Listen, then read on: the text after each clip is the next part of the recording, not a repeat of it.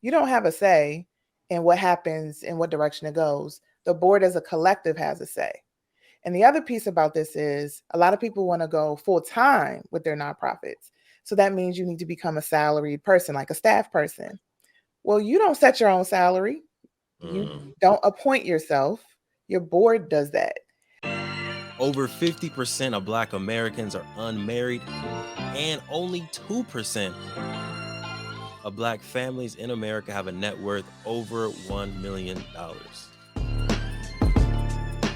We are on our journey to not only join that 2%, but grow that 2%. Facts.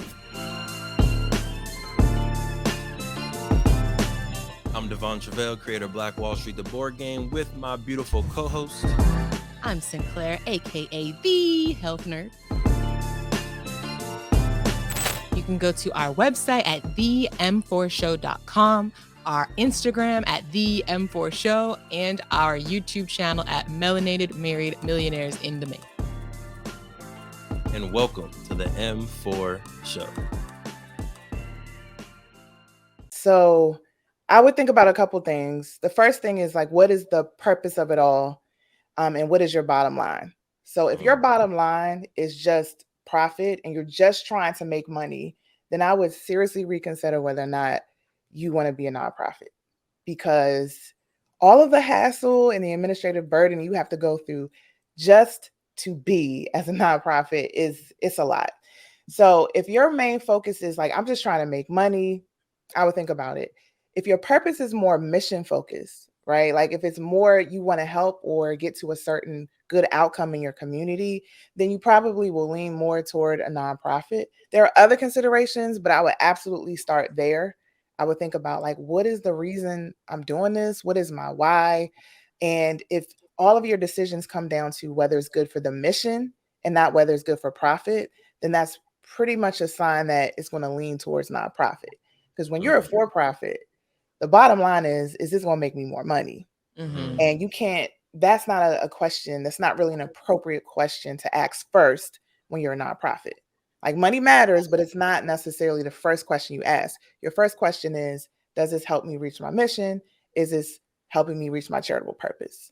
Look, we're going to get right back into the amazing podcast. But if you didn't know, in 2017, we created Black Wall Street, the board game, because we thought more families needed to know about the history of Tulsa Black Wall Street.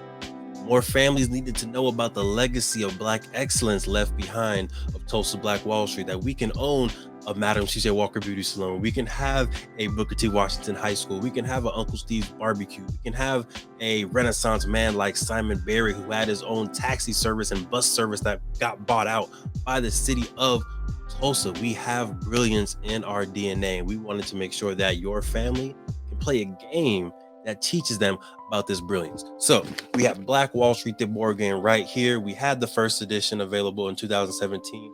That got sold out. We're on the second edition right now, or you can get the beautiful masterpiece version of the game as well. It's up to you. Head to playblackwallstreet.com and get yourself Black Wall Street, the board game, to empower you, your family, and generations to come. Playblackwallstreet.com. Let's get back to the episode.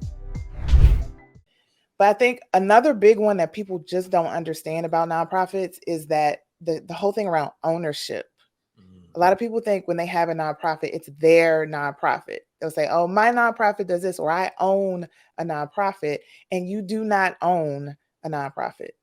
A nonprofit is a public organization, right? So if you're going to do direct services in the community, you're typically what's called a public charity, and nobody owns that.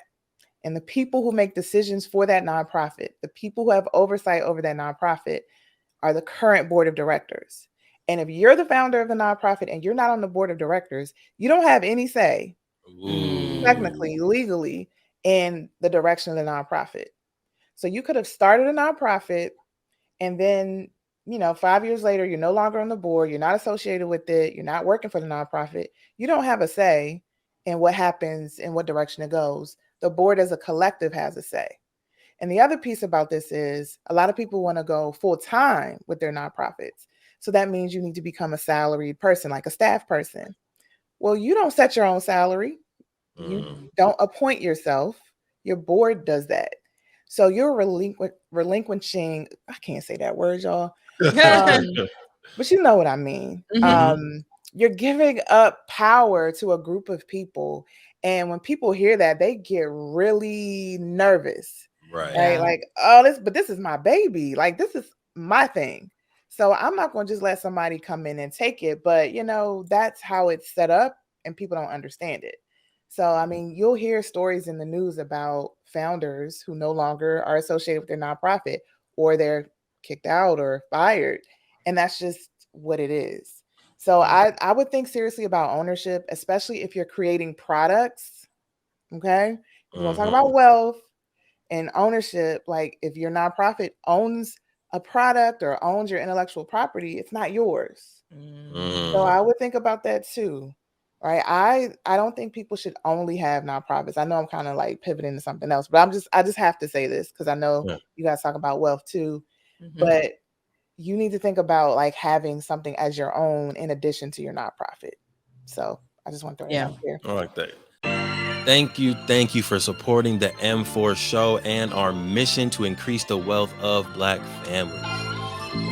If you received any value from this episode, any value at all, any, do us a favor and give us a like and subscribe on YouTube and Apple, Spotify, anything, all of them. All of them. Wherever you're listening, go ahead and like and subscribe. And after you like and subscribe, make sure you send this episode to at least one family that you really want to see win. We'll catch y'all next time. Peace.